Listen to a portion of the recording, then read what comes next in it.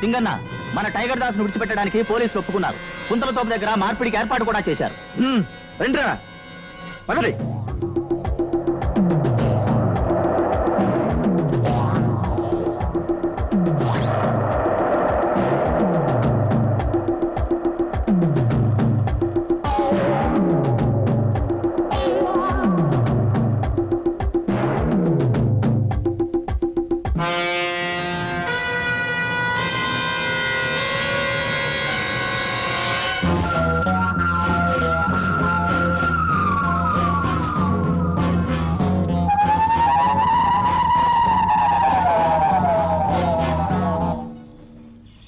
మీరు కోరినట్లుగా మీ నాయకుడు టైగర్ దాసును విడిచిపెడుతున్నాం.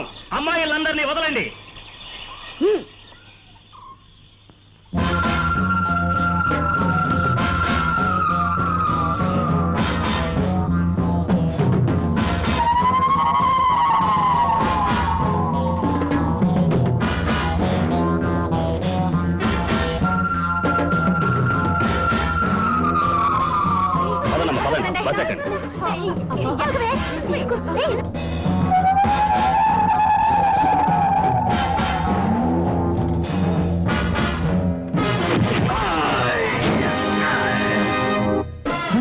ఎవరు? రావణ బ్రహ్మ. నీలాంటి హంతక బ్రహ్మలను హతమార్చడానికి ఆ పులస్య బ్రహ్మ సృష్టించిన ఎస్పీ బ్రహ్మనాయుణ్ణి. ఎంత ధైర్యం! అది మా ఇంటి పేరు. ఎంత సాహసం! అది నేను పుట్టిన ఊరు పేరు.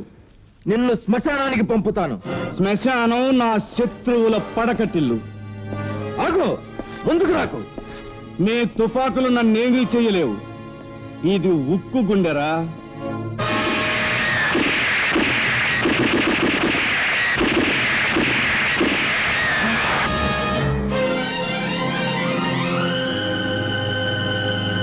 మీ తుపాకీ గుళ్ళకి ఇదేరా సమాధానం.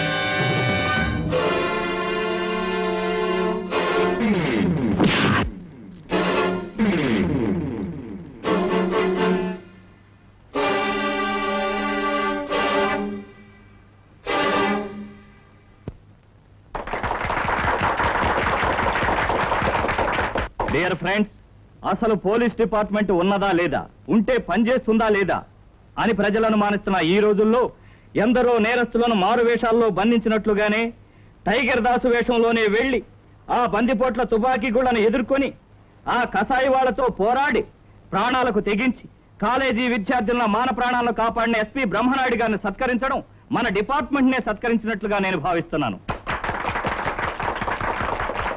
బ్రహ్మనాయుడు గారు, మిమ్మల్ని రావణ బ్రహ్మని ఎందుకంటారో వివరిస్తారా? తన ఔన్నత్యం కోసం నవగ్రహాలను పాదాల కింద అణగద్రొక్కాడు ఆ లంకేశ్వరుడు. వృత్తి ధర్మం కోసం సమాజంలో ఉన్న సంఘ విద్రోహ శక్తుల్ని, దుష్టగ్రహాలను కాలరాచివేయడమే ధ్యేయంగా పెట్టుకున్నాడు ఈ బ్రహ్మనాయుడు. అందుకే రావణ బ్రహ్మ. చెప్పండి, నిజం చెప్పండి. ఆ కారు వ్యాను ఎవరిచ్చారో చెప్పండి. రికార్డు చేయండి. Sir, APK 7942, APK 2500 car van Govardhan Rao ఇచ్చినట్టు వాళ్ళు ఒప్పుకున్నారు సార్. Very good. గోవర్ధన్ రావు.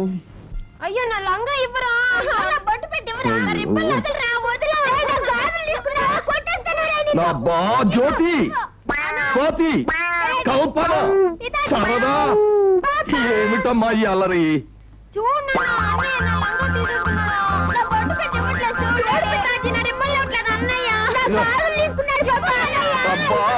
అబ్బాయి కాళహస్తి, ఇదేమి వాళ్ళకన్నా ముక్కోటి దేవతలకు మొక్కుకుంటే పుట్టిన ఒక్కగానొక్క బిడ్డవి, నలుగురు చెల్లెళ్ళకి అన్నవి, ఇదేం పోయే కాలరా? ఆడపిల్లల మధ్య పెరిగి మరీ ఆడంగి వెతం అయిపోతున్నావు. ఇచ్చే ఎవరు వాళ్ళకి?